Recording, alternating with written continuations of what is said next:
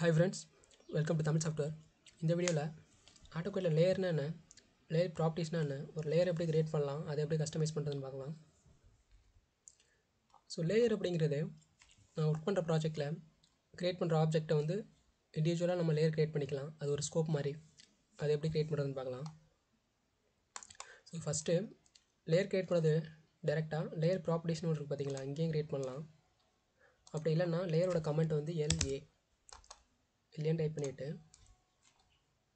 இந்த மாதிரி வந்துடும். இதில் போய்ட்டு இப்போ நான் ஒரு 3 லேயர் க்ரியேட் பண்ணுறேன். எனக்கு ஒரு ரெக்டாங்குலர் வேணும். ஸோ அதனால் REC கொடுத்துட்டு ஓகே.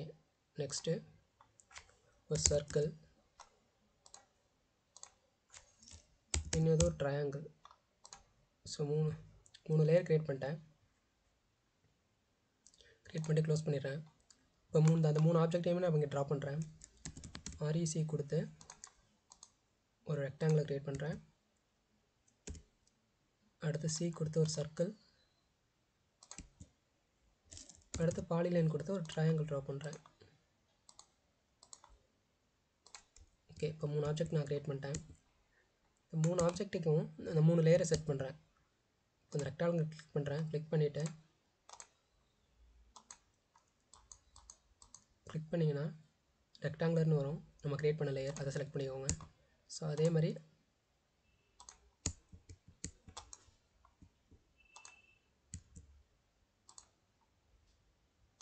நெக்ஸ்ட் இந்த சர்க்கிள், நெக்ஸ்ட் இந்த ட்ரையாங்கிள், இந்த 3யுமே கிளிக் பண்ணி பார்த்தீங்கன்னா அதுக்கு அதோட நேம் வந்து அசைன் ஆகும்.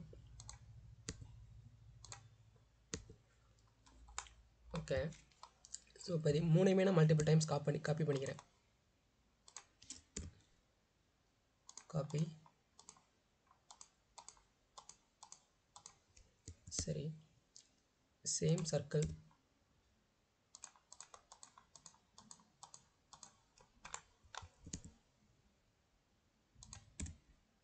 ஸோ அதே மாதிரி ட்ரையாங்கிளையும் நிறைய தடவை காப்பி பண்ணிக்கிறேன்.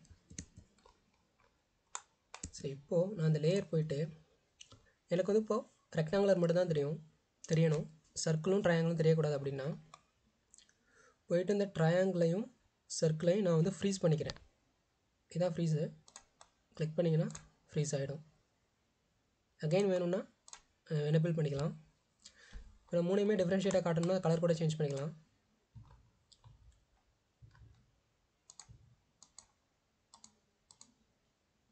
சர்க்கிளுக்கு எனக்கு ரெட் கலர் வேணும்.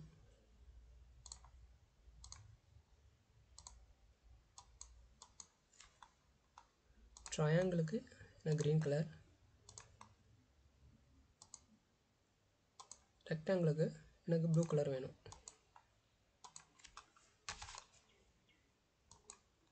சாரி, கிளிக் பண்ண முடியல.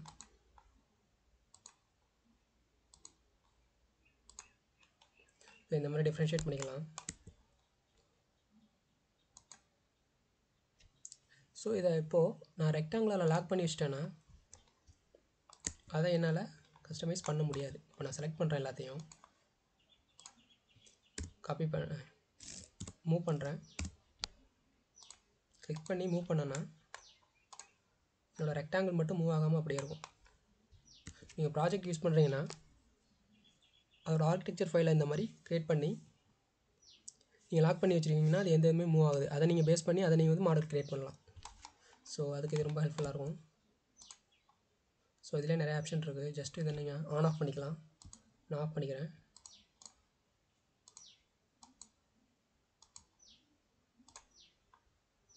அகைன் ஆன் பண்ணிக்கலாம்.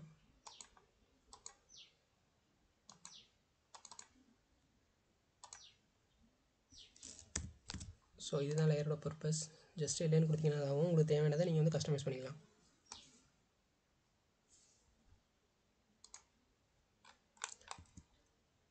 ஜஸ்ட்டு கிளிக் பண்ணி PR கமெண்ட் கொடுத்தீங்கன்னா அதோட ப்ராப்பர்ட்டிஸ்லாம் எனேபிள் ஆகும். எந்தெந்த ப்ராப்பர்ட்டியில் இருக்குது, இதிலே லேயர் வருது பாருங்கள். இதிலே நீங்கள் மல்டிபிள் லேயருக்கு சேஞ்ச் பண்ணிக்கலாம். இப்போ எனக்கு வந்து இந்த ரெட் லேயரில் வேண்டாம், நான் இதை க்ரீனுக்கு சேஞ்ச் பண்ணுறேன் அப்படின்னா கூட இல்லை இந்த கலர் சேஞ்ச் பண்ணிக்கலாம். லேயர் சர்க்கிளில் தான் இருக்குது, ரெக்டாங்கிளுக்கு மாற்றிக்கலாம். ஸோ இதுதான் லேயரோட பர்பஸ். ஸோ இதை ட்ரை பண்ணி பாருங்கள். தேங்க்யூ.